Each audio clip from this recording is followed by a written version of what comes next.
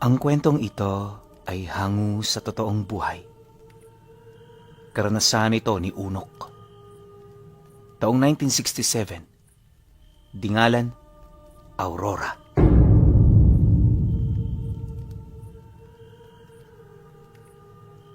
Matagal na panahon nang hindi nakakauwi sa Dingalan itong si Unok. Bukod kasi sa malayo yun sa pinagtatrabahuhan niya, hindi rin madali ang transportasyon para makarating sa kanilang lugar. Kalimitan, inaabot sila ng 2 araw o higit pa, depende sa ganda ng panahon.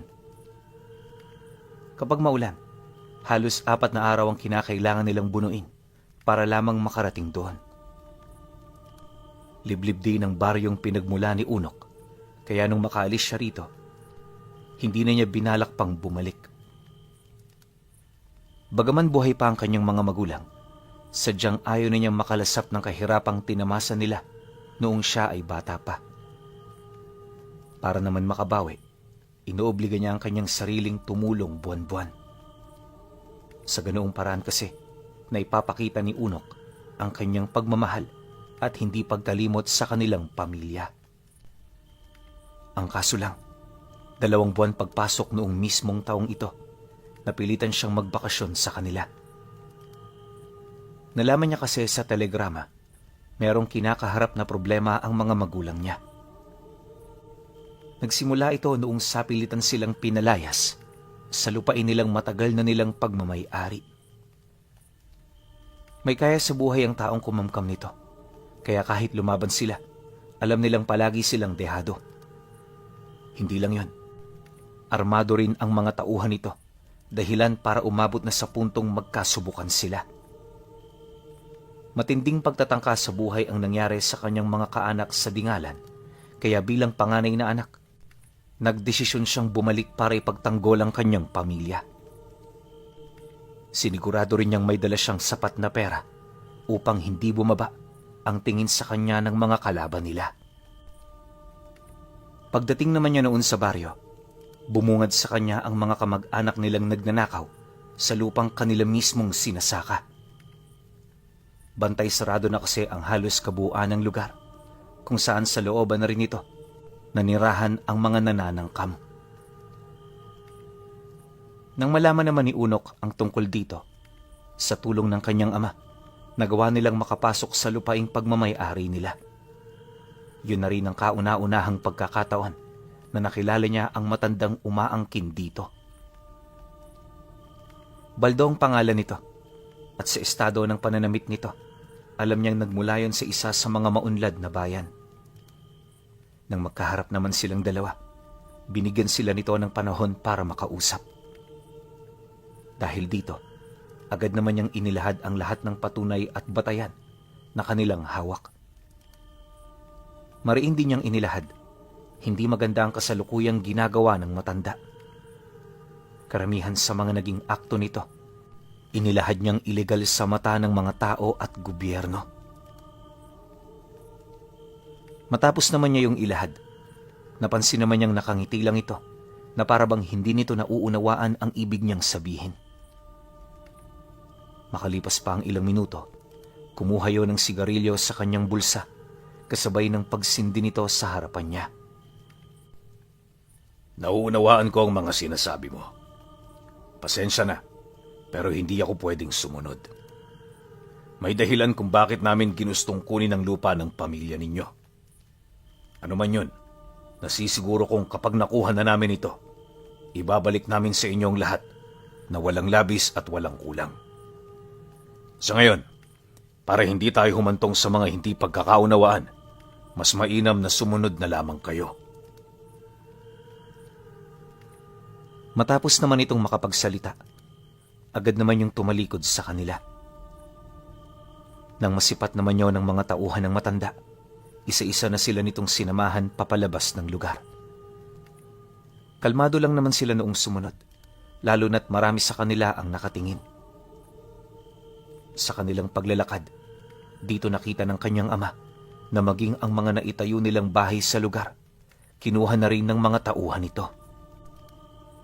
Ang kanilang mga gamit naman, nagkalat na sa labas dahilan para makaramdam siya ng matinding galit habang siya ay nagmamasid. Sa lugar naman kung saan nakatirik ang kanilang sariling tahanan, nakita niyang pinaikutan ito ng mga itim na sakong pinagtagpi-tagpi na animoy meron yung doong itinatago. Dala naman ang kanyang kuryosidad, sinubukan niyang magtanong sa mga tauhan ni Baldo ukol dito, ngunit hindi siya nito pinakinggan. Maya-maya pa, nang makalabas na sila, nadatnan niya ang kanyang mga kapatid na kanina pang naghihintay. Pagbalik naman nila ng baryo, pansamantala silang nakituloy sa bahay ng tiyahin ng kanyang ina. Nakakahiya man ito kung iisipin, sadyang wala na silang magagawa pa. Pagtungtong naman ng gabi, dito na sila nagkaroon ng pag-uusap ng kanyang ama. Pribado at masinsinan ang mga naging pag-uusap nila sa paniniwalang may kinalaman ito ukol sa kung ano ang nangyayari sa lugar kung saan sila nakatira. Ang kaso lang, sa hinaba-haba na ng kanilang naging paksa, napansin niyang parang umiilag ito sa kanyang mga itinatanong. May mga pagkakataon ding hindi na ito umiimik, lalo na kapag alam nitong mabubuko ito sa mga katanungang ibinabato niya. Dahil dito, nagsimula ng humigpit sa mga sagot itong si Unok hanggang sa napilitan na rin ng matanda na umamin sa mga lihim na hindi pa nito na ibubunyag kahit kanino. Sige anak, dahil naghahangad kang malaman ng totoo, pagbibigyan kita. Hindi lang bastang lupa ang kinatitirikan ng ating tahanan. Ito ang lagay ng lahat ng bangkay na napaslang ng ating angkan sa loob ng mahabang panahon. Ang paninirahan natin dito, hindi lang basta nagkataon. Sinadya ito sa paniniwalang ang liblib na baryong ito ang magbibigay sa atin ng proteksyon. Ganon din sa mga nilalang na kanilang ikinulong sa ilalim ng lupa. Likas na pamilya ng mga sinaunang antingero ang angkang ating pinagmulan. Bawat isa sa mga ninuno mo, mga mandirigma. Ang nakakapagtaka lang, papaano nalaman ng taong iyon ang tungkol sa mga bagay na nakalibing sa ilalim ng ating lupain? Kung hindi natin sila mapipigilan, maaaring mabago nila ang sitwasyon sa lugar na ito. Sinasabi rin sa kasaysayan ng pamilya nila na sa ilalim ng lupa kung saan sila naninirahan, merong sinaunang baryo ang nailibing na sa limot ng panahon. Milenyo na ang pananahimik nito, kung saan ang lugar ding yan ang nagsisilbing lagakan ng mga sinaunang aswang na nasa panig ng kaliwa. Dagdag pa ng kanyang ama na, kung hindi ito nagkakamali, isang sinaunang angka ng mga aswang ang nakakulong sa lugar na yon. Sa pangkasalukuyang panahon, hindi na ito umiiral sa mundo. Pero nung mga panahong nasa kasagsagan pa ito ng kanilang paghahari, ubod yon ng lakas at kapangyarihan. Sa kabuuang pag-iral din ng kanilang pamilya, ginugol nitong pakikipaglaban sa mga nilalang. Mariinding inilahad ng tatay niya, lahi ng mga taglalandong ang nakakulong sa lugar nila. Isa itong uri ng mga aswang na gumagamit ng mga itim na diwata bilang mga pangunahin nilang alaga.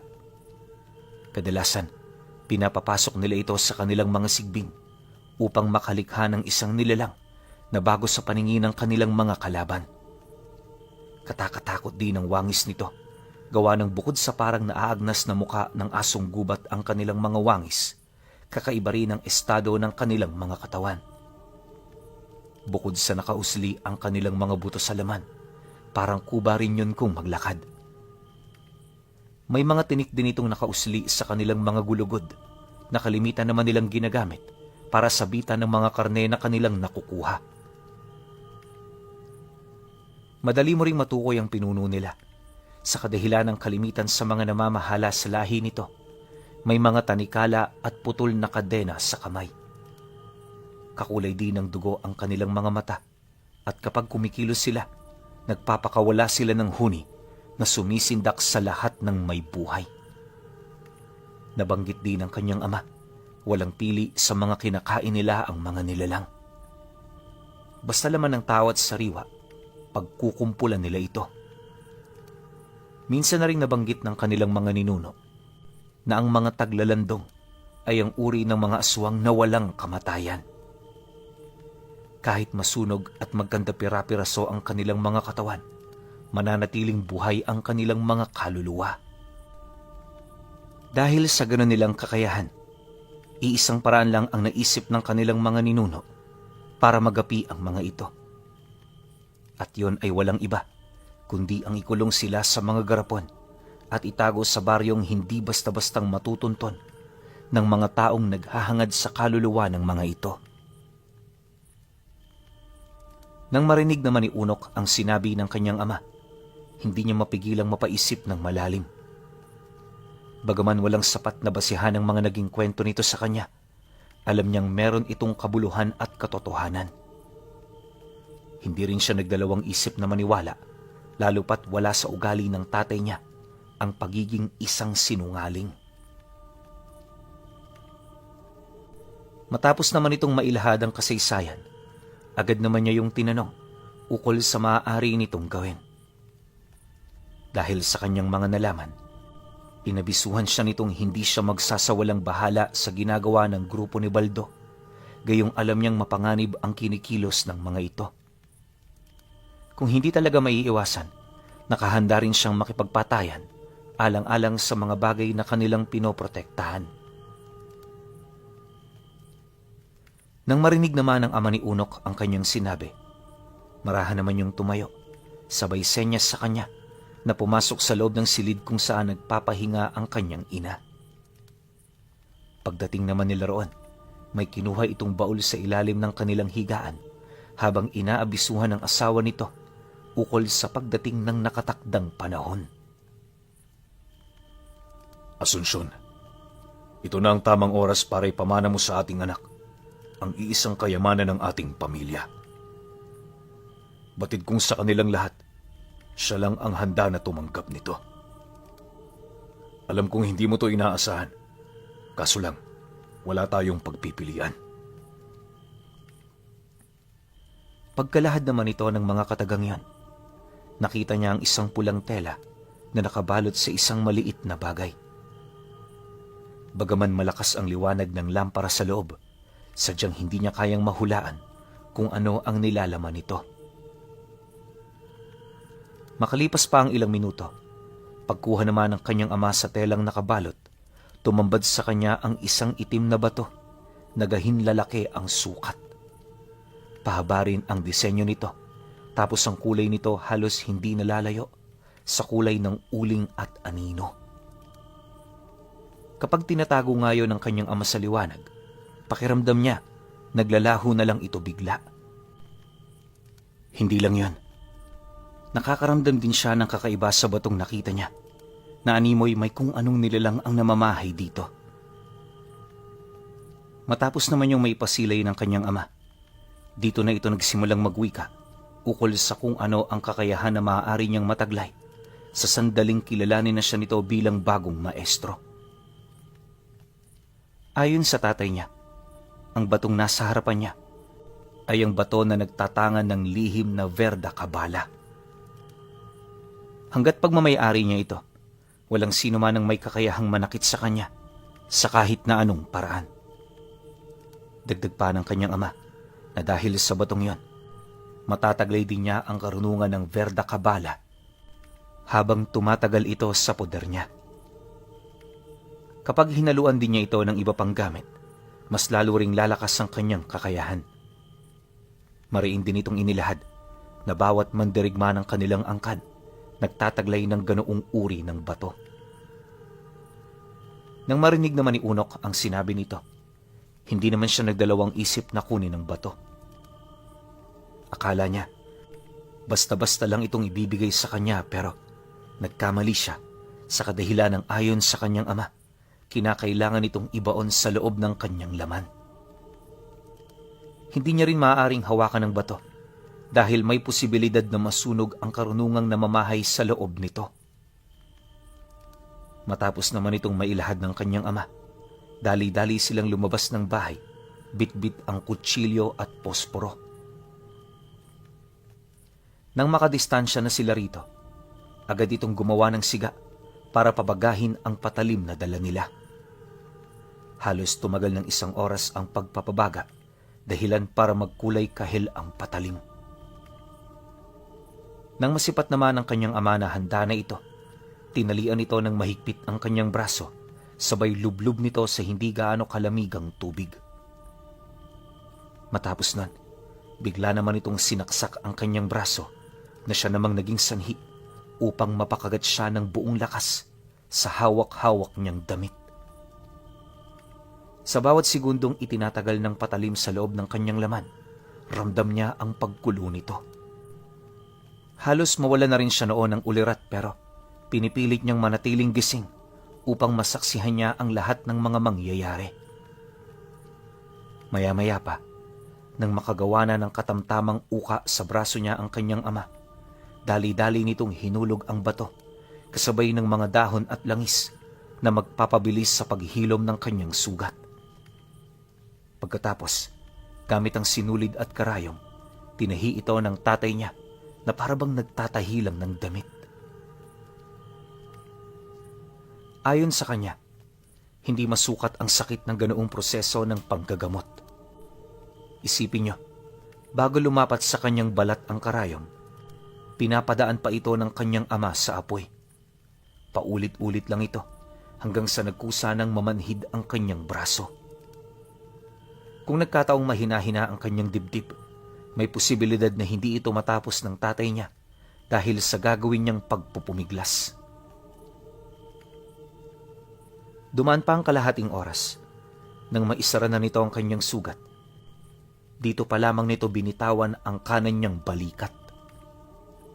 Pagsilay naman niya sa sugat, nakita niyang halos malapnos na ang mga balat na ilang pulgada ang layo sa sugat. Nakakatakot man ito kung titingnan. Pinili niyang wag na yun gaanong pagtuunan ng pansin. Lumipas pa ang gabi. Agad naman siyang dinapuan ng mataas na lagnat. Nagpatuloy ito ng 1 linggo bago niya napansin ang mabilis nitong paghilom. Sa loob ng 1 linggo, matinding pagtitiis ang pinagdaanan niya dahil sa ginawa ng tatay niya. Mabuti na lang, hindi na siya naabutan ng 1 buwan sa ganoong kalagayan. Nang humilom na ang kanyang sugat, dito na ibinigay sa kanya ng tatay niya ang iilan sa mga pamanang gamit dito. Sa loob din ng ilang linggo pa nilang pagsasama, nalaman niyang hindi ito naging antingero kagaya ng mga ninuno nila. Bago pa man kasi mailibing ang bato sa katawan niya, pumanaw na ang lolo ni Unok. Ang pangyayaring yon ang naging daan para itago na lamang ng kanilang padre de pamilya ang lahat ng pamanang gamit sa kanya. Yun din ang naging dahilan kung bakit hindi niya nagawang maipagtanggol ang kanilang lupain. Dahil sa kanyang mga nalaman, mas lalo namang tumindi ang kanyang pagnanais na mabawi ang lahat ng bagay na dapat na sa kanila. Makalipas ang ilang araw na pagsasanay, bit-bit ang sundang na ipinamana ng kanyang ama. Palihim niyang pinagmasdan ang lugar kung saan naroon ang grupo ng matandang si Baldo. Sa ilang araw niya roong pagmamasid, nakita niya ang bawat armas na ginagamit ng mga tauhan nito. Base rin sa kanyang pag-aaral, nasa humigit 40 katao ang kasalukuyang nagbabantay sa kanilang lugar. Bawat isa sa mga ito armado mula paa hanggang ulo. Matataas din na kalibre ng baril ang tanga nila upang masigurong wala raong manghihimasok ng basta-basta. Ngunit sa kabila nito, hindi siya nakaramdam ng pagkasindak. Alam niya kasing totoo ang mga sinabi ng tatay niya, kaya anuman ang mangyari sa kanya, hindi siya tatalikuran ng kanyang karga. Matapos ang ilang araw na pagmamanman, dumating na nga ang nakatakdang araw para pasukin ang lugar kung saan nangyayari ang operasyon ng grupo nila Baldo. Gabi niya na pagdesisyon ng pasukin ng mga ito dahil karamihan sa mga tauhan ng matanda hindi aktibo sa mga ganoong oras.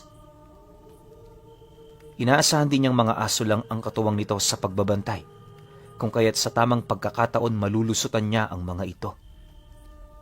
Base rin sa kanyang pag-aaral, nasa 5 lang ang naglilibot tuwing gabi. Madali niya yung mapapatay kung magagawa niya itong malapitan bago pa man ito mapansin ng kanyang mga kalaban. Habang binabagtas naman niya ang daan patungo sa kanilang lupain, paulit-ulit niyang tinatanong ang kanyang sarili kung sigurado na ba siya sa mga bagay na kanyang gagawin. Bago rin siya umalis sa kanila, desidido na siyang pumatay ng tao. Gawa ng kagaya niya, ganon din ang gagawin ng grupo sa sino mang taong pumasok ng hindi nagpapaalam. Ilang minuto pa ang lumipas. Nang ilang metro na lamang ang layo niya mula sa mismong bahay nila, agad naman siyang nagkubli sa damuhan. Mabagal at tahimik ang ginawa niyang pag-usad hanggang sa kalaunay nakalapit na siya sa bakod na ginawa ng mga ito. Gawa sa purong alambre ang nakapalibot dito, kaya mano-mano itong pinutol ni Unok gamit ang kanyang sundang. Pag-usad naman niya sa loob, sakto naman ang pagsilay niya sa isang lalaki na naglalakad papalapit sa lugar kung saan siya nakadapa. May kasama rin itong aso at sa estado ng alaga nitong dala, hindi pa siya nito nagagawang makita. Maya-maya pa, nang ilang dipa na lamang ang pagitan nila, dito na niya inundaya ng taga ang alaga nito bago niya ito undaya ng saksak sa may bandang tiyan.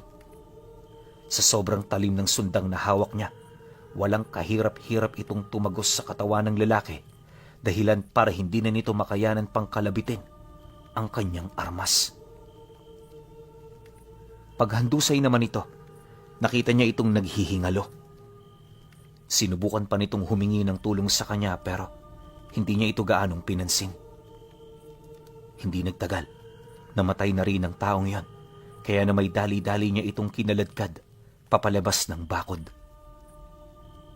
Matapos nun, agad naman siyang umusad para hanapin pa ang ibang mga bantay. Sa mga sandaling yan, alertong-alerto na talaga itong si Unok dahil konting pagkakamali lang, maaaring mabulilyaso ang kanyang plano. Hindi naglaon, pagsilay naman niya sa ikalawang bantay, nakita niya itong walang daladalang aso. Dahil dito, agad naman siyang gumapang papalapit at nung nagkaroon na siya ng pagkakataon, buong lakas niya itong sinunggaban, sabay hawak sa mismong bibig nito. Pagbagsak naman nila sa lupa, walang patid naman niya itong pinagsasasapak hanggang sa nagawa na niyang maiwasiwas ang kanyang sundang.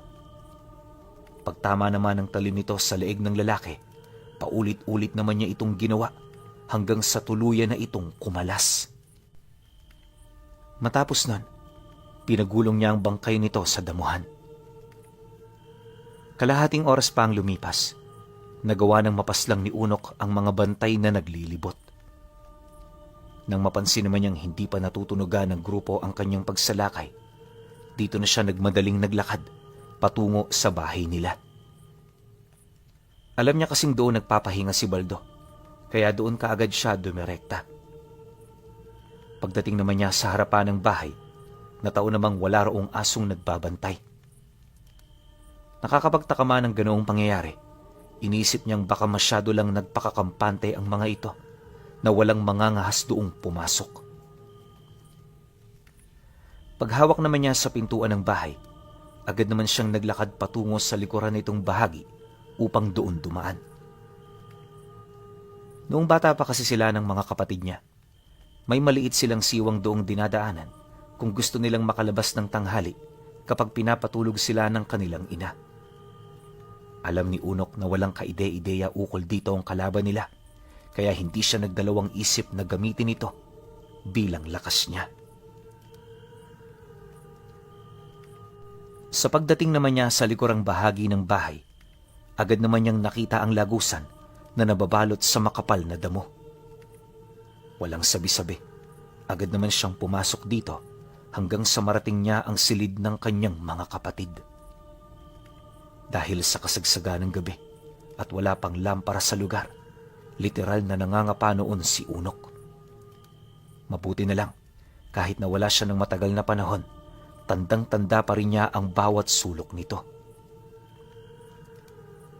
Maya-maya pa, nang marating na niya ang pasilyo, agad naman niyang sinunda ng maliit na liwanag na nagmumula sa isang nakabukas na silid. Pagsilip naman niya sa loob nito, laking gulat na lamang niya nang makita niya si Tandang Baldo na nakaupo sa tumba-tumba habang hawak ang isang antigong bote na nahukay nito sa kanilang lupain. Nakabukas na rin ang boteng yan at sa estado nito parang nahigop na nito ang kung anong bagay na nanananahan sa loob. Matapos naman niya itong masilayan, hindi naman siya nagdalawang isip na tagain ng matanda. Ngunit bago pa man yun tumama, nagawa nitong makailag kahit nakapikit ang dalawa nitong mga mata. Pagtayo naman ito sa harapan niya, bigla naman yung umangil kasabay ng pagkulay dugo ng kanyang paningin habang unti-unting nagpapalit ng anyo. Nang masipat naman ni Unok ang ginawa ng matanda, dito niya napagtanto na nahawaan na ito ng lahi ng Taglalandong. Bagaman hindi ito kapani-paniwala para sa kanya, itinuloy niya pa rin ang pag-atake niya upang tuluyan na itong paslangin.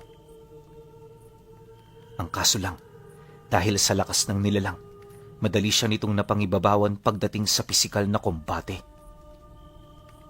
Pagtulak naman ito sa kanya, doon na siya tumilapon sa labas ng bahay na siya namang ikinatuwa pa lalo ng matanda. Paglakad naman ito sa bakuran ng pamamahay nila, dito na ito unti-unting tinamaan ng liwanag ng buwan. Sinunod mo na lang dapat ang payo ng iyong mga magulang, Manoy. Kung hindi ka nakialam, wala ka sana sa sitwasyong ito. Pipigilan mo ba ako? Wala kang kaide-ideya kung gaano na karami ang digmaang napagtagumpayan ko makarating lamang dito.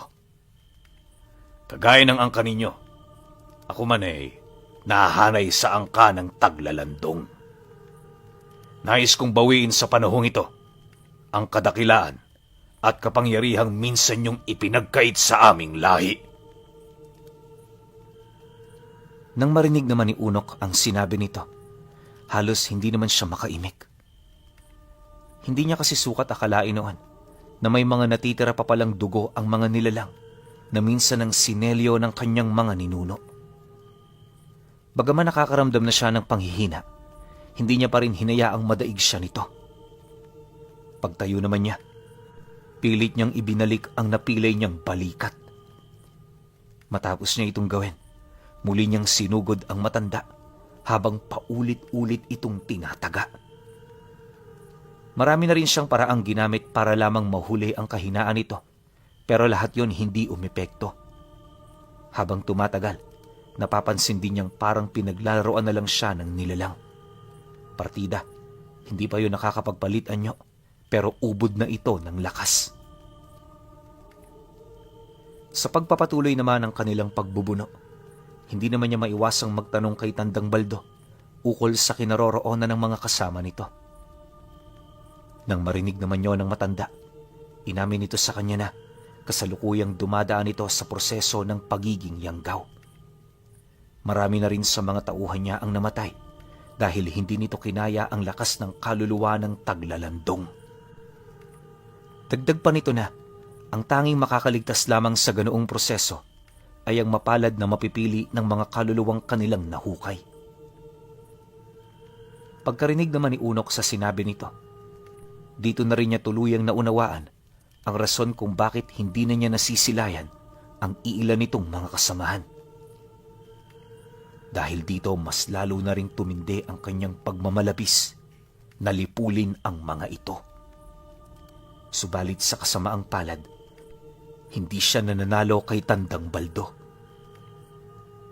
Sa lahat kasi ng aspeto, doble-doble ang naging lamang nito, dahilan para magtamo siya ng mga matitinding pinsala sa katawan. 4 na malalalim na saksak sa dibdib ang tuluyang nagpahina sa kanya, hanggang sa kalaunay humandusay na rin siya sa lupa. Pagsilay naman itong nagsisimula na siyang maghingalo, agad naman yung lumapit sa kanya, sabay bulong ng mga bagay na nais nitong ilahad. Kagaya ng iyong ama, isa ka lang ding malaking kabiguan. Ngayong napasa amin na ang lahat ng aming inaasam, wala nang makakapigil pa. At sa wakas, mararanasan nyo na rin kung ano ang pakiramdam ng malibing salimot. Matapos naman itong makapagwika, dali-dali naman siya nitong tinalikuran. Pagbalik nito sa loob ng bahay, agad naman itong tinipon ang lahat ng garapon na kanyang nalikom. Paglabas naman ito, isa-isa na nitong tinawag ang mga tauhan niyang naging sisidlan ng kaluluwa ng taglalandong. Pagkumpulan naman ng mga ito sa lugar, narinig niyang nag-abiso si Tandang Baldo ukol sa nalalapit na pag-alis ng kanilang grupo. Nang marinig naman yon ng mga nilalang, ora mismo naging puspusan ang kanilang paghahanda. Bago pa man pumutok ang bukang liwayway, nakaalis na ito kasama ang mga mahalagang gamit na nahukay nila sa ilalim. Habang abala naman yon sa pagdadala ng kani-kanilang mga gamit, pinagbuti naman ni Unok ang kanyang pag-aakto sa lugar kung saan siya natalo ni Tandang Baldo. Pag-alis naman noon ng grupo, minabuti naman niyang magpahinga habang pinakikiramdaman ang kanyang sarili. Sa pagsikat naman ng araw, dito niya klarong nakita ang kasalukuyang sitwasyon ng lugar. Hindi kalayuan sa kanilang tahanan, may nasipat siyang isang maliit na kubo na itinayo ng grupo. Sa unang tingin nakakalain mong ordinaryo lang ito. Pero kapag binuksan mo na ang pinto, makikita mo sa loob ang tambak na labi ng tao na pinagkainan ng mga ito. Yung iba sa mga labing naroon, halos maagnas na dahil sa tagal na nitong nakaimbak. Hindi lang yon, kakaiba na rin ang sangsang ng amoy na nagmumula rito, kaya kahit malubha ang pinsalang tinamo niya, pilit siya roong lumayo. 2 oras pa ang lumipas. Nang magkaroon na siya ng lakas para makapaglakad, pilit naman siyang umusad pabalik ng bahay nila. Mabagal man dahil sa kanyang tinamong pinsala, alam niyang kinakailangan niyang gawin ito dahil walang paparating na tulong para sa kanya. Kalaunan, nang marating naman niya ang baryo, agad naman siyang tinulungan ng mga kababaryo nilang unang nakakita sa kanya. Dahil sa mga ito, kung kaya't madali siyang nakarating sa kanilang tahanan. Pagsilay naman ng tatay niya sa kanyang kalagayan, halos abot langit naman ang pag-aalala nito. Bagaman itinatago nito ang kaalaman pagdating sa panggagamot, wala na itong nagawa kundi tulungan siya, kahit marami ang mga taong nakakakita sa kanila.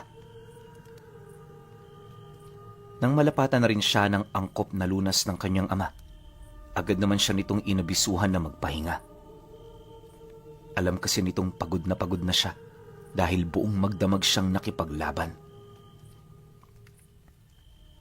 Para naman hindi magtaka ang mga taong nakakita, pilit yung pinaliwanagan ng kanyang ama.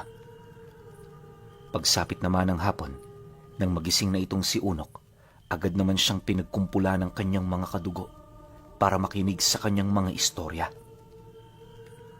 Noong una, iniiwasan niya pang magsalita. Pero nang makakuha na siya ng hudyat mula sa tatay niya, hindi na rin siya nagdalawang isip na ilahad ang mga pangyayaring siya mismo ang nakaranas. Pagkatapos naman niyang maikwento ang lahat-lahat, marami sa mga kadugo nila ang hindi gaanong kumbinsido sa kanyang naging istorya. Maging ang mga ito man kasi, hindi naniniwalang merong lahi ng mga aswang ang may kakayahang umalipin ng itim na diwata. Sa kasagsagan naman ng pag-uusap ng mga ito, hindi naman niya yun gaanong pinakialaman dahil ang mahalaga para sa kanya ay ang opinyon doon ng kanyang ama. Ngunit dahil sa dami ng mga nakikinig, nanatili itong tahimik. Ni konting masasabi ukol sa kanyang ginawa, wala itong inilahad. Dahil dito, wala namang nagawa si Unok kundi pagtuunan ng kanyang mga sugat. Sa pagsapit naman ng gabi, hindi pa rin mawala sa kanyang isipan ang ipinakitang ugali ng kanyang ama. Akala niya galit ito dahil nabigo siya.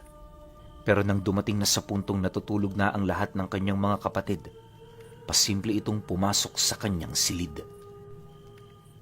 Sa ikalawang pagkakataon, muli na naman silang nagkaharap. Ngunit sa mga sandaling yon, pansin niya ang mga katanungang bumabakas sa mukha ng kanyang ama. Pag-upo naman ito malapit sa kanya, dito nito inilahad ang mga bagay na maaari pa nilang gawin. Gayong isa ng ganap na taglalandong, si Tandang Baldo. Ayon dito, marahil ang mga mahihinang kaluluwa lang ang nakuha nito. Isa kasi yun sa nagsisilbing panglito ng kanilang mga ninuno upang hindi marating ang mismong himlayan ng mga garapong naglalaman ng malalakas na kaluluwa ng mga nilalang. Dagdag pa nito na, kung hindi ito nagkakamali, pawang mga alipin lang na namumuno sa lahi ang nakuha ng grupo ni Baldo. Hindi kasi ganong kumbinsido ang kanyang ama na sa loob ng maikling panahon, mahuhukay nito ang nakalibing na baryo na halos 1 kilometro ang lalim kapag sinubukang hukayin ng mano-mano. Pagtatapat pa nito na, imposible man itong mapuntahan para sa iba, kabaliktaran yon para sa mga taong napasahan ng karunungan ng baryo. Matapos naman itong mailahad ng tatay niya, ipinagpatuloy nito ang panggagamot sa kanyang sugat. Kailangan mong magpagaling agad para makapagtrabaho tayo. Hindi lalayo sa lugar na ito ang grupo ni Tandang Baldo. Maniwala ka sa akin, anak. Kapag makalikom yon ng panibagong tauhan, babalik ito para kumuha pa ng mas maraming karapon. Sa pagkakataong yon, hindi na natin sila hahayaan. Magsisilbi na tayong isang malaking tinik para sa kanilang mga binabalak. Kapag magaling ka na, susubukan nating puntahan ang baryo. Maaaring ipinagbabawal ito ng ating mga ninuno, pero naniniwala ako na sa lugar na yon, may makukuha tayong gamit na kukontra sa kanilang mga abilidad. Nang marinig naman ni Unok ang sinabi ng kanyang ama, tila bang unti-unti na namang bumabalik ang pag-asang minsan nang nawala sa isipan niya. Sa paglipas pa ng mga araw, sunod-sunod ang pag-inom niya ng lunas. Habang tumatagal, gaano man kalalim ang mga sugat na kanyang natanggap, tila bang naging mabilis ang paghilom nito. Unti-unti na ring lumuwag ang kanyang paghinga, indikasyon na gumagaling na ang sugat niya sa may bandang baga. Nakapagtataka ring hindi man lang nagkaroon ng nana ang kanyang sugat, indikasyon kung gaano kalakas ang bisa ng bawat halamang gamot na ibinibigay ng tatay niya. Sa pagsapit naman ng huling linggo ng sumunod na buwan, tuluyan na nga siyang nakawala sa peligro na dulot ng kanyang mga sugat. Pinili na rin nila noong bumalik sa kanilang tahanan upang mas mapagtuunan ng pansin ang kanilang mga gagawin. Dahil sa pasya ng tatay niya, labis naman niya yung ikinatuwa. Unang araw pa lang din ng kanilang pananatili, kinugol na nila ang kanilang oras sa paghahanap ng lagusan patungo sa nakalimutang baryo. Akala niya, mahihirapan silang gawin ito pero nang masipat niyang may hawak na mapa ang kanyang ama, nasabi na lang niya sa kanyang sarili na hindi na yon magtatagal pa. 1 linggo lang ang lumipas, nakita na nila ang tagong lagusan sa loob ng mga tipak ng bato. Ilang metro lang ang layo nito sa kanilang pamamahay, tapos kaya hindi ito gaanong napapansin ay dahil sa punong-puno na ito ng damo.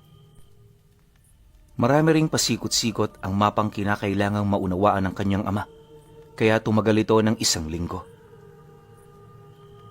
Gayunpaman, naging panatag naman sila, lalo pat wala silang nakitang bakas ng grupo ni Tandang Baldo.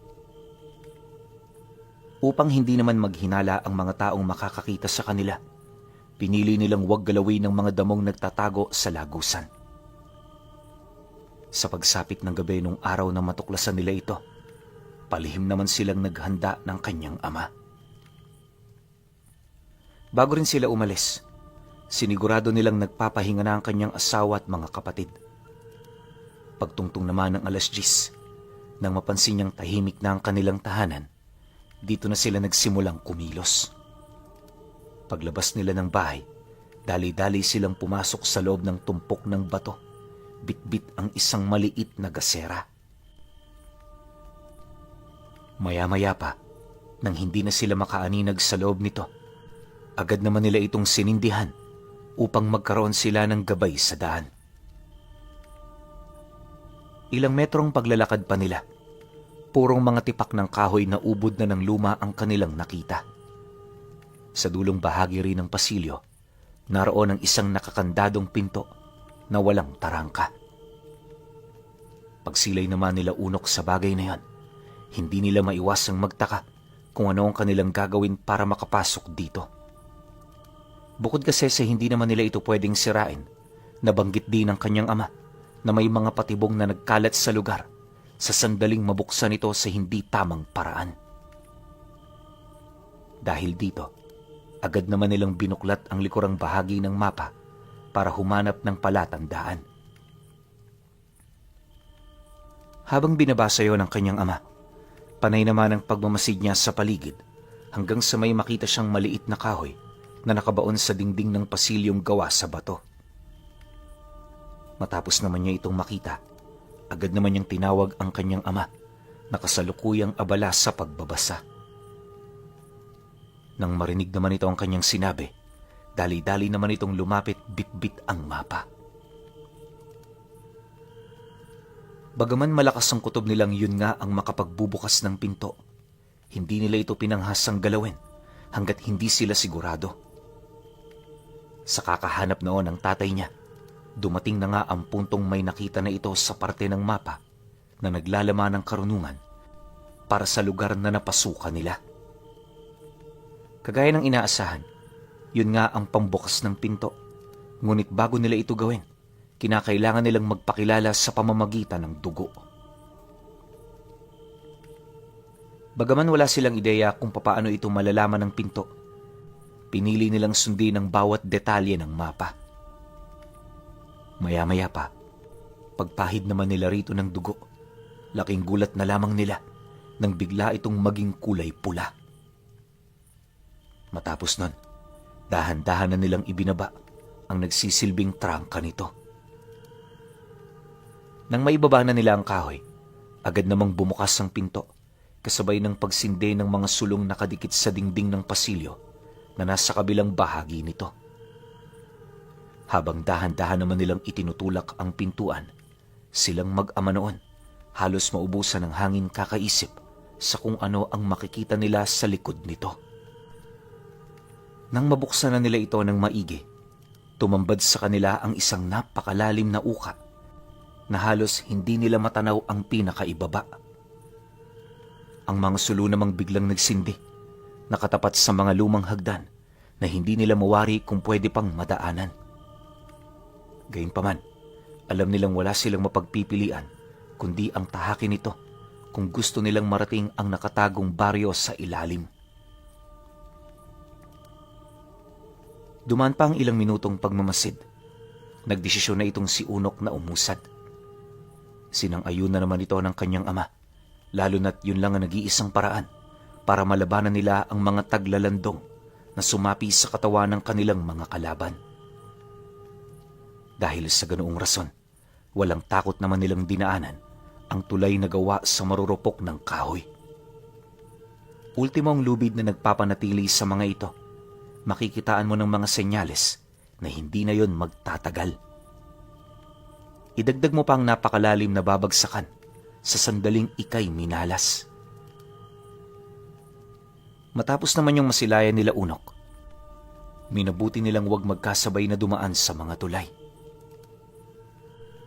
Kahit alam nilang matatagalan sila sa ganoong proseso, mas mainam na ito. Ang mahalaga, ligtas silang makababa. Sa loob ng halos 4 na oras, hindi naging maganda ang kanilang pinagdaanan. Habang lumalalim sila sa lugar na yon, marami silang napapansing uka sa dingding na may mga nakalagay na nicho. Hindi naglaon. Pagdating naman nila sa pinakailalim nito, bumungad sa kanila ang isang maliit na baryo na nababalot na ng makapal na alikabok. Nasa humigit 1 ektarya rin ng lugar kung saan bawat bahay na kanilang madaraanan, may mga nakikita silang garapong nakalagay. Nagkalat din sa paligid ang iilang mga kalansay na pawang labi ng mga ninuno nilang nagdesisyong doong manatili.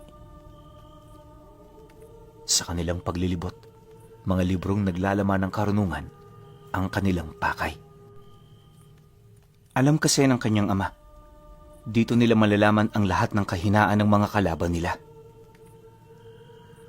Habang ginagawa nila ito, naging maingat naman sila na hindi masagi ang mga garapon na nakaimbak sa mga kubong kanilang pinapasok. Dumaan pa ang ilang oras, wala pa ring nakikitang senyales ang kanyang ama. Si Unok noon, halos maghabol hininga na rin, dala ng pagod at nipis ng hangin. Maliban dito, hindi na rin nila matukoy ang eksaktong oras sa labas dahil sa kawalan ng liwanag na pumapasok doon.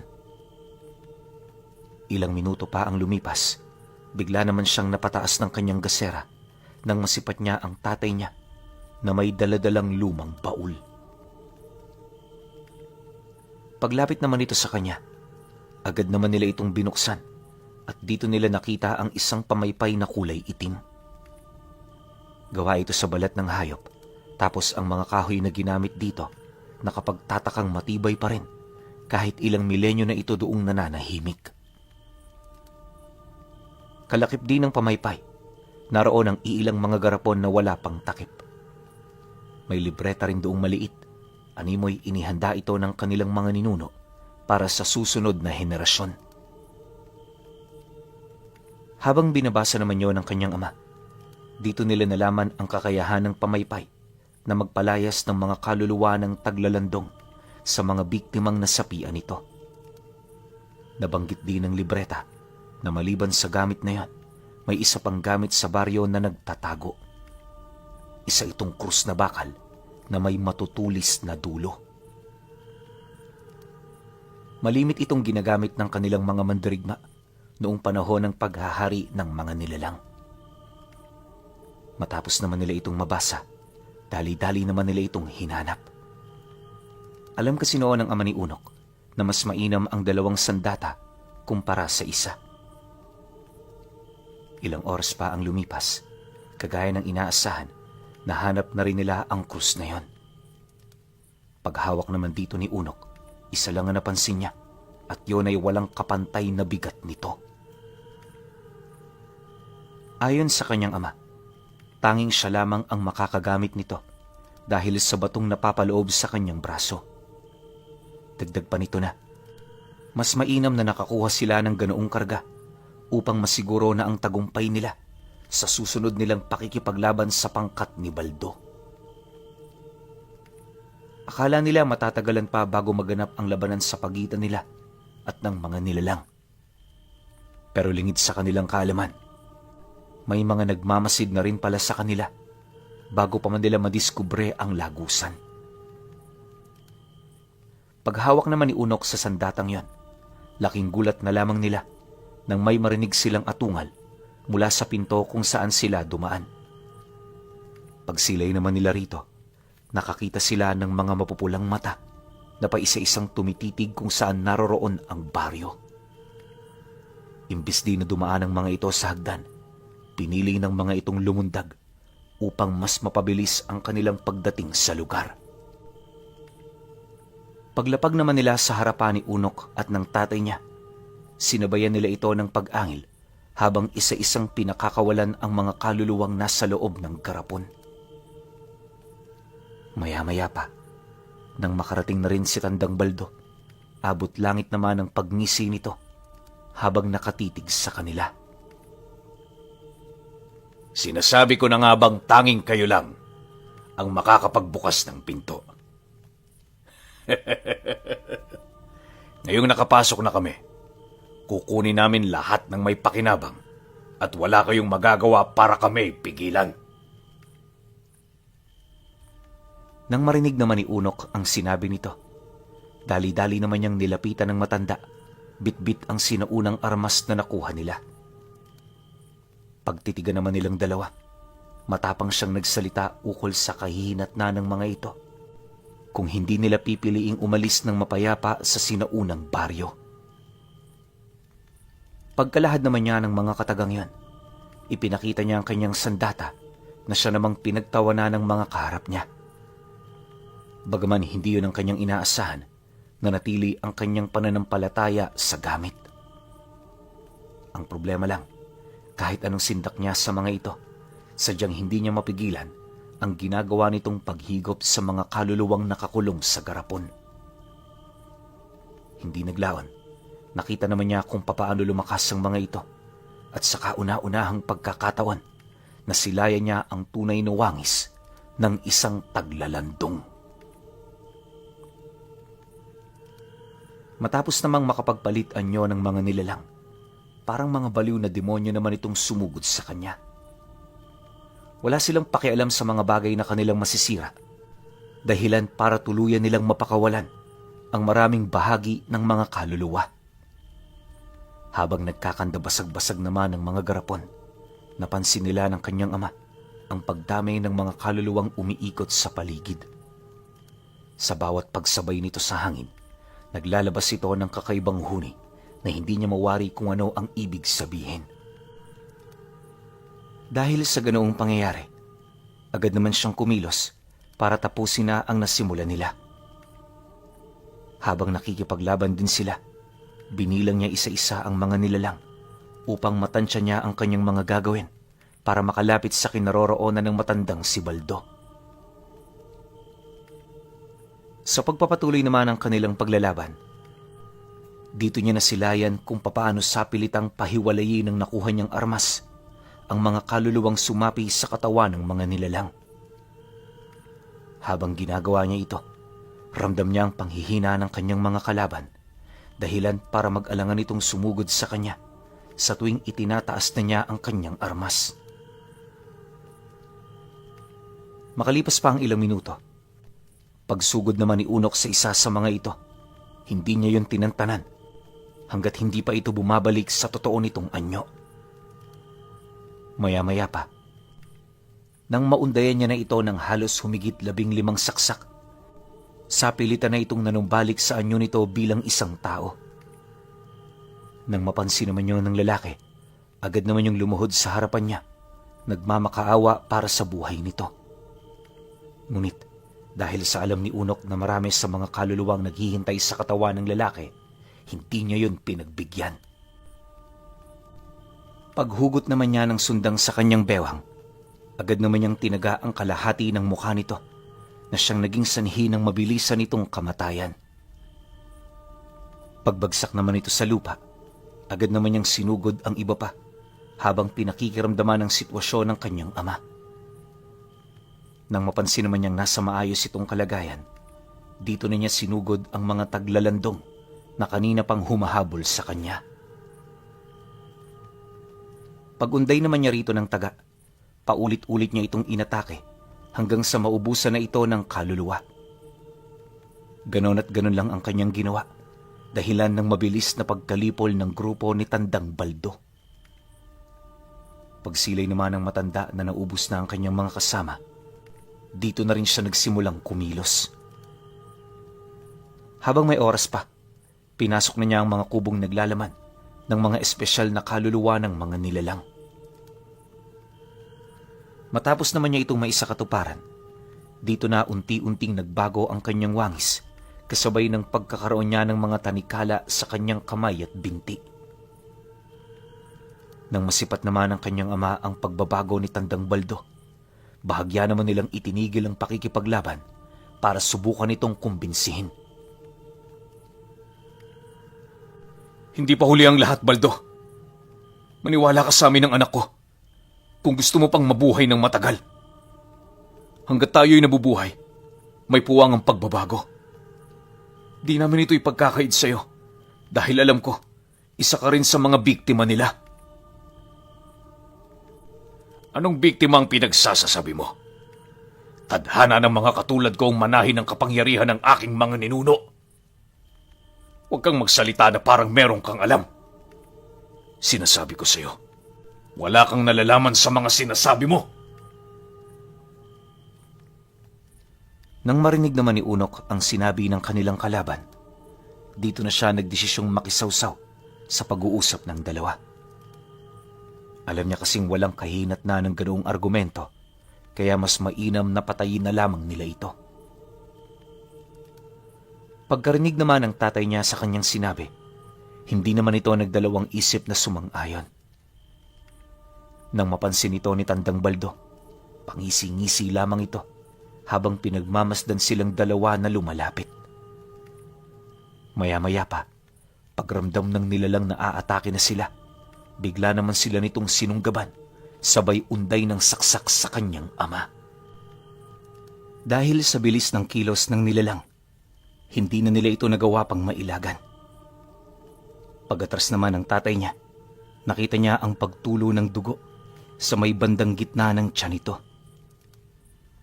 Hinang-hina na rin noon ang katawan nito, kaya sa halip na lumapit yun sa kanya, napilitan na lang itong umupo sa harapan mismo ng nilalang.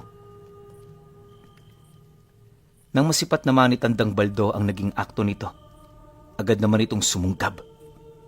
Pagsilay naman ni Unok sa ginawa ng matanda, dali-dali naman siyang lumapit sa kanyang ama, sabay hila sa paa nito para makailag. Matapos niya itong gawin, agad naman niyang pinulot ang kanyang sandata, sabay sugod sa nilalang nakaharap niya. Habang nagbubuno silang dalawa, napansin niya ang bilis ng pagkilos nito. Kakaiba na rin noon ang mata ni Tandang Baldo. Animoy sa pamamagitan ng matandang yon, nakikita niya ang lahat ng mga nangyayari sa paligid. Hindi lang yon, nagsisilbering kalasag ng kanyang kamay ang mga kadena, dahilan para makaya niyang salagin ang lahat ng pag-atake ni Unok. Kung lakas lang din ang pag-uusapan, aminado siyang doble ang lakas nito kumpara sa kanya. Higit din na mas mabilis ang pagkilos ng nilalang, na siya namang nagbigay ng matinding pahirap sa kanila ng tatay niya. Habang tumatagal, ang pag-asang minsan niyang pinanghawakan, unti-unti na ring naglalaho na parang bula. Ilang minuto pa ang lumipas, nakita niya kung papaano mawala ng buhay ang tatay niya dahil sa pagkaubos ng dugo. Gustuhin man niya itong tulungan, alam niyang hindi yun maaari, lalo na't umaaligid lang ang kanyang kalaban. Matapos naman niya itong masilayan, nagdulot ito sa kanya ng matinding lungkot. Sa puntong yan, handa na siyang makipagsabayan sa matanda hanggang sa kahuli-hulihan ng kanyang buhay. Wala na rin siyang pakialam kung matalo man siya nito. Gawa ng naisip niya na wala nang halaga ang buhay niya, gayong wala na ang kanyang ama. Ang ganoong kaisipan ang naging bunga para makapag-isip siya ng mga buwis buhay na paraan ng pakikipaglaban. Kalahating oras pa ang lumipas, pagramdam naman niyang handa na siya. Muli niyang sinugod ang nilalang. Bitbit ang krus. Hindi niya ito tinantanan, subalit lahat ng paghihirap niya nalalagay lang sa wala. Ang mas nakakabahala pa, imbis na siya ang makapagbibigay ng pinsala sa matanda, tila bang paulit-ulit pa siya nitong naiisahan. Sa estado rin ng pag-atake nito, alam niyang pinaglalaruan lang siya nito. Dahil sa ganoong pangyayari, napilitan naman siyang umatras dahil sa pag-inda ng malalalim na sugat sa mga binti at braso niya. Nang masipat naman ni Tandang Baldo ang kanyang ginawa, di naman ito mapigilang tumawa habang nakikipag-usap. Patay na ang bigo mong tatay. Kagaya niya, mamamatay ka rin ng puno ng kabiguan. Ito ang tandaan ninyo. At wala ka nang magagawa pa para iwasan ito. Matapos naman itong mailahad ni Tandang Baldo, dito na ito sumugod sa kanya. Nang masipat naman yun ni Unok, pinilit naman niyang ilagan at labanan nito, ngunit masyadong malakas ang nilalang. Hindi lang yun, maraming mga kaluluwa na rin nang nakikisawsaw sa kanila, sa pamamagitan ng pagpupumilit nitong pumasok sa kanyang katawan. Dahil dito nahirapan naman siyang kumilos hanggang sa magtamo siya ng malalim na saksak sa bandang ibabaw ng kanyang kasarian. Sa sobrang lakas ng pagkakaunday dito ng matanda, muntik na itong tumagos sa kanyang likod. Paghugot naman ito ng matatalas nitong kuko, agad naman itong pinutol ang kanyang mga daliri kung saan naroon ang hawak niyang krus. Matapos nan, nabitawan na rin niya ang kanyang armas, hudyat ng kanyang pagkatalo. Sa mga oras na yon ayon kay Unok, wala nang ibang bagay na sumagi sa kanyang isipan kundi ang sarili niyang kamatayan. Nang hihina man, pilit siyang tumingin sa kinaroroonan ng tatay niya upang makita ito sa kahuli-hulihang pagkakataon. Pagsilay naman niya rito, dahan-dahan namang ibinaling ni Tandang Baldo ang paningin niya sa mukha nito upang magkatitigan silang dalawa. Pagsilay naman niya ng malapitan sa matanda, nakita niya kung papaano nanumbalik sa dati nitong wangis ang mukha nito. Pagkatapos naman itong gawin ng nilalang, nagsimula na itong magwika ukol sa mga plano niya sa lahat ng kaluluwang nakatago sa lugar na yon. Dagdag pa nito na, yon ang magiging simula ng pagpapalawak niya ng impluwensya at kapangyarihan. Nabanggit din ito na pangarap niyang pagharian ng buong bansa upang gawing isang nagkakaisang teritoryo ng mga taglalandong kung saan wala nang umiiral na mga albularyo. Sa kasagsagan naman ng pagwiwika nito, hindi nito napansin ang pagkilos ng mga kalansay sa likuran niyang bahagi. Kaya naman nabuhay ang mga nilalang ay dahil sa nalapatan ito ng dugo ng ama ni Unok. Lingid sa kanilang kaalaman, nakagaya ng mga kaluluwa sa garapon, mga immortal din pala ang nagbabantay sa lugar na yon kapag nakakamit ang kanilang mga kailangan. Sa pagtayo naman ng mga ito, agad naman yung napansin ni Unok, ngunit minabuti niyang magsawalang imik. Naisip niya kasi na mamamatay na lang din naman siya, kaya bakit hindi niya pa isama ang matanda? Ang kaso lang, nang medyo malapit na ang mga ito, agad naman itong naramdaman ni Tandang Baldo. Imbis na tapusin na nito si Unok, pinili niyang iligtas na muna ang kanyang sarili. Pagbaling naman ito ng kanyang paningin sa kinaroroonan ng tatlong kalansay, wala naman yung naramdamang kakaiba sa mga nilalang. Dahil dito, inakala ng matanda na kayang-kaya niya itong pagsabayin. Ngunit, pagsugod naman niya sa mga ito, laking gulat na lamang niya nang mabasa ng mga kalansay ang lahat ng kilos niya. Di rin siya noon basta-bastang nakakapag-atake dahil sa kakayahan ng mga itong magkaisa sa kanilang mga depensa. Makalipas pa ang ilang minuto, pinilit ng nilalang na mabuwag ang depensa ng mga ito pero hindi niya yon kinaya. Pag-atake naman ng isa sa mga kalansay, agad itong nagpakawala ng lambat na pumulupot sa buo niyang katawan. Pagbagsak naman niya sa lupa, sinubukan niyang magpumiglas mula sa pagkakadakip, pero kahit luma na ang mga kagamitang ginamit nito, ubod pa rin yon ng tibay. Nang masipat naman ang kalansay ang ginagawa ng matanda, dali-dali naman yung lumapit sa kinaroroonan nito, sabay tarak ng hawak nitong kampilan at sibat sa dibdib ng nilalang. Pagtagos naman ito sa lupa, pilit pa yung inalis ni Tandang Baldo hanggang sa tuluyan na rin siyang manghina. Maya-maya pa, napilitan na rin itong bumalik sa kanyang totoong wangis, buhat sa pagkalas ng mga kaluluwang sumapi. Nagsimula na rin itong umubo ng dugo habang naghahabol ng hininga dahil sa tindi ng pinsalang natamo niya. Halos ang magkabilang baga noon ng matanda, malubhang naapektuhan dahil sa atake ng bantay ng baryo. Dumaan pa ang 10 minuto, kumalas na rin sa katawan nito ang kanyang hininga. Pagsilay naman ng mga kalansay na patay na ang bantay sa lugar, agad naman yung lumapit para tingnan ang kalagayan niya. Una nitong hinanap ng makalapit ito sa kanya ay ang bato na nakalibing sa kanyang braso.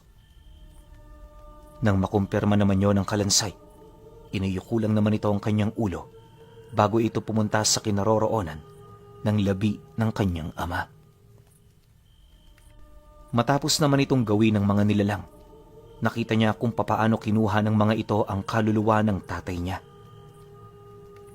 Pagsilid naman nila dito sa garapon, agad yung dinala sa kanya para ibigay. Habang pilit yung iniaabot ng kalansay, may mga kataga itong binitawan na hindi niya gaanong naintindihan. Kung hindi siya nagkakamali, gumagamit ito ng mga sinaunang wika. Kahit hindi siya nakakaintindi, tumango lang naman siya ng tumango hanggang sa maibigay na ito sa kanya. Paghawak naman niya rito, muli niyang narinig ang isa sa mga ito na nagsalita gamit ang kanilang dialekto. Ayon sa nilalang, kinakailangan ninyang umalis sa lugar na yon. Paglabas din niya ng yungib, isarado niya ng maigi ang pinto. Siguraduhin niyang walang makakaalam sa lagusan upang hindi na sila magambala kahit kailan. Dagdag pa nito na, ang trabaho niya ay habang buhay na magbantay sa lugar na yon. Kailangan din niyang mapasa sa susunod na henerasyon ang karunungang taglay ng kanyang mga ninuno. Dagdag pa nito, bilang ganti, gagabihan nila patungo sa kabilang buhay ang kaluluwa ng kanyang ama. Pagkarinig naman niya sa sinabi nito, hindi naman siya nagdalawang isip na sumang-ayon.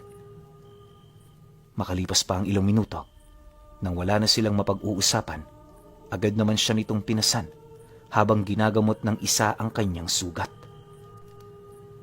Nang marating naman nila ang pinakamataas nitong bahagi, inalalayan siya nito patungo sa likurang bahagi ng pinto. Ngunit bago naman siya makalabas, sinigurado ng tatlo na makikita niya kung papaano ilibing ng may karangalan ang labi ng tatay niya. Masaya naman dito si Unok, lalo na't pangarap yon ng kanyang ama. Matapos ang mga pangyayari, dito na nga siya umalis. Pagdating niya sa itaas, lahat ng bakas na pwedeng magamit ng iba para matuklasan ito, pinilit niyang binura. Pagdating naman niya sa bukana, napansin niyang hapon na pala. Yung mga kapatid at nanay niya, kanina pang hindi magkamayaw sa paghahanap sa kanila. Ayon kay Unok, inabot pa ng ilang araw bago niya inamin ang nangyari sa tatay niya. Sa kanyang ina niya lang din ito inilahad upang masigurong wala ng kakalat na iba pang mga istorya. Matapos nun, ginugol niya ang kanyang buhay sa pagbabantay ng lagusan. Ganun pa man, hindi ito naging dahilan para hindi na siya makapag-asawa. Nang makabuo na rin siya ng sarili niyang pamilya, matagal niyang inilihim ang tungkol dito. Ibinunyag lamang yun ni Unok nung dumating na ang puntong kinakailangan niya na itong mapasa sa kanyang panganay na anak. Magpahanggang sa ngayon, nagpapatuloy pa rin ang lahi nila sa bawat henerasyon. Bawat supling na napasahan ng karunungan, hindi sila pumapayag na hindi nito malalaman ang mga nagdaang buhay ng kanilang mga kalololohan. Ngayong pangkasalukuyang panahon, sa kabila ng patuloy na pag-unlad, namumuhay pa rin sa lugar na yon ang mga supling na anak ni Unok bilang mga bantay ng sagradong baryo. Dahil alam nila, anumang oras, pwedeng bumalik yung mga aswang na gumagamit ng itim na diwata.